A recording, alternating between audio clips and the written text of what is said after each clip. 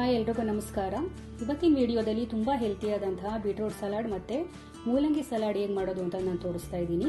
ಆದರೆ ಅದಕ್ಕೆ ಮುಂಚೆ ನಮ್ಮ ಚಾನಲ್ಗೆ ಇನ್ನೂ ಸಬ್ಸ್ಕ್ರೈಬ್ ಆಗಿಲ್ಲ ಅಂದರೆ ಈ ಕೂಡಲೇ ನಮ್ಮ ಚಾನಲ್ಗೆ ಸಬ್ಸ್ಕ್ರೈಬ್ ಮಾಡಿ. ಬನ್ನಿ ಇವಾಗ ಈ ಬೀಟ್ರೂಟ್ ಸಲಾಡ್ ಮಾಡೋದು ಹೇಗೆ ಅಂತ ನಾನು ತೋರಿಸ್ತಾ ಇದ್ದೀನಿ. ನಾನಿಲ್ಲಿ ಒಂದು 3 ಸ್ಪೂನ್ ಅಷ್ಟು ಕಡಲೆ ಬೀಜ ತಗೊಂಡಿದ್ದೀನಿ. ಇದನ್ನು ಸ್ವಲ್ಪ ನೀರನ್ನ ಸೇರಿಸಿ 1 ಅವರ್ ಇದನ್ನು ನೆನೆಸ್ಕೋಬೇಕು. ಇವಾಗ ಬೀಟ್ರೂಟ್ ಸಿಪ್ಪೆ ತೆಗೆದು ನೀಟಾಗಿ ತೊಳೆದು ಈ ರೀತಿ ತುರ್ಕೋಬೇಕು. ಇದರಲ್ಲಿ ವಿಟಮಿನ್ ಸಿ ಎ ಇರೋದ್ರಿಂದ ಸ್ಕಿನ್ಗೆ ಒಳ್ಳೆಯದು, ಹಾಗೆ ಜಾಯಿಂಟ್ ಪೇನ್ ಇರೋರ್ಗಂತೂ ತುಂಬಾನೇ ಒಳ್ಳೆಯದು, ಮತ್ತೆ ಡಯಟ್ ಮಾಡೋರ್ಗೆ ಒಳ್ಳೆಯದು, ಮತ್ತೆ BP ಇರೋರಿಗೆ, ಹಾಗೆ ಇದು ಹಾರ್ಟ್ ಹೆಲ್ತ್ನ ತುಂಬಾನೇ ಇಂಪ್ರೂವ್ ಮಾಡುತ್ತೆ.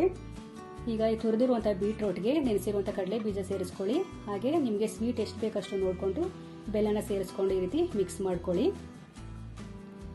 ಇವಾಗ ಈ ಮೂಲಂಗಿ ಸಲಾಡ್ ಹೇಗೆ ಮಾಡೋದು ಅಂತ ನಾನು ತೋರಿಸ್ತಾ ಇದ್ದೀನಿ. ಮೂಲಂಗಿ ಸಿಪ್ಪೆ ತೆಗೆದು ನೀಟಾಗಿ ತೊಳೆದು ಈ ರೀತಿಯಾಗಿ ತುರ್ಕೋಬೇಕು. ಇದರಲ್ಲಿ ವಿಟಮಿನ್ ಸಿ ಇರೋದ್ರಿಂದ ಸ್ಕಿನ್ಗೆ ಒಳ್ಳೆಯದು, ಹಾಗೆ ಶುಗರ್ ಲೆವೆಲ್ನ ಇದು ಕಂಟ್ರೋಲ್ ಮಾಡುತ್ತೆ. ಮತ್ತೆ ಇದರಲ್ಲಿ ಫೈಬರ್ ಇರೋದ್ರಿಂದ ಡೈಜೆಷನ್ಗೆ ಒಳ್ಳೆಯದು, ಮತ್ತೆ ವೆಯ್ಟ್ ಲಾಸ್ ಮಾಡೋರ್ಗಂತೂ ಇದು ತುಂಬಾನೇ ಒಳ್ಳೆಯದು. ಹಾಗೆ ಇದನ್ನು ತಿನ್ನೋದ್ರಿಂದ ಕ್ಯಾನ್ಸರ್ ಬರೋದನ್ನ ಇದನ್ನು ತಡೆಗಟ್ಟುತ್ತೆ. ಈಗ ಈ ತುರಿದಿರುವಂತಹ ಮೂಲಂಗಿಗೆ 1-2 ಸ್ಪೂನ್ ಅಷ್ಟು ಮೊಸರನ್ನ ಸೇರಿಸ್ಕೊಳ್ಳಿ. ಹಾಗೆ ಸ್ವಲ್ಪ ಉಪ್ಪನ್ನ ಸೇರಿಸ್ಕೊಂಡು ಈ ರೀತಿ ಮಿಕ್ಸ್ ಮಾಡಿಕೊಂಡು ತಿನ್ನಬೇಕು. ಹಸಿ ಬೀಟ್ರೂಟ್ ಮತ್ತೆ ಹಸಿ ಮೂಲಂಗಿನ ತಿನ್ನೋಕೆ ಇಷ್ಟಪಡದೇ ಇರೋಂಥವ್ರು ಈ ರೀತಿ ಸಲಾಡ್ ಮಾಡಿ ವಾರಕ್ಕೆ 2 ಬಾರಿ ಸಂಜೆ ಸ್ನ್ಯಾಕ್ಸ್ ತರ ತಿನ್ನೋದ್ರಿಂದ ಹೆಲ್ತ್ಗೆ ತುಂಬಾನೇ ಒಳ್ಳೆಯದು.